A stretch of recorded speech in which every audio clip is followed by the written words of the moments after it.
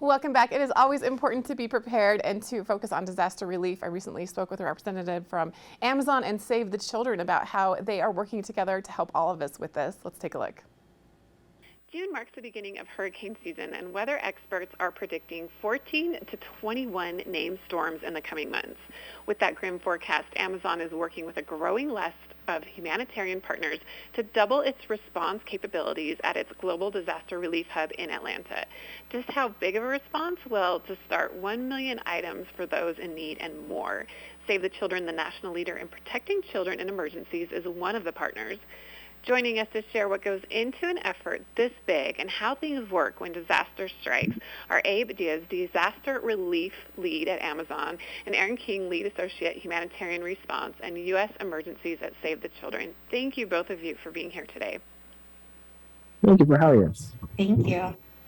Abe, last year Amazon launched the Disaster Relief Hub, where you donated 500,000 relief items, storage space, and logistics support to help relief organizations' community responses to natural disasters.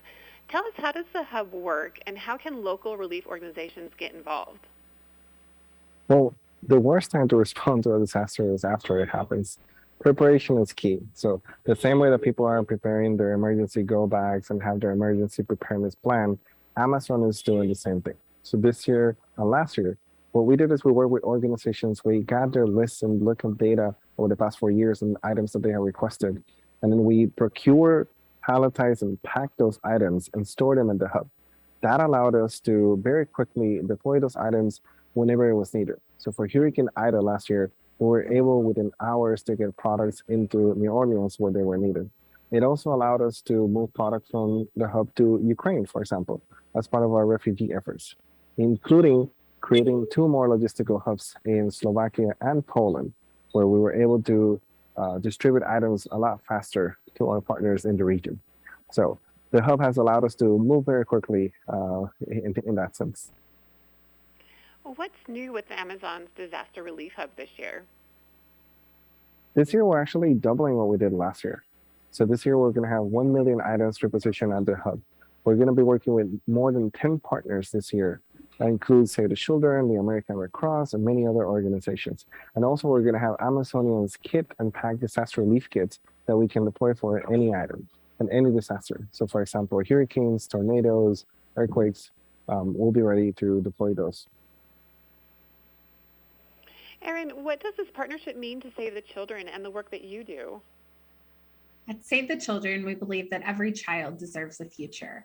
Strong partnerships in times of crises, such as our partnership with Amazon's Disaster Relief Hub, make a world of difference.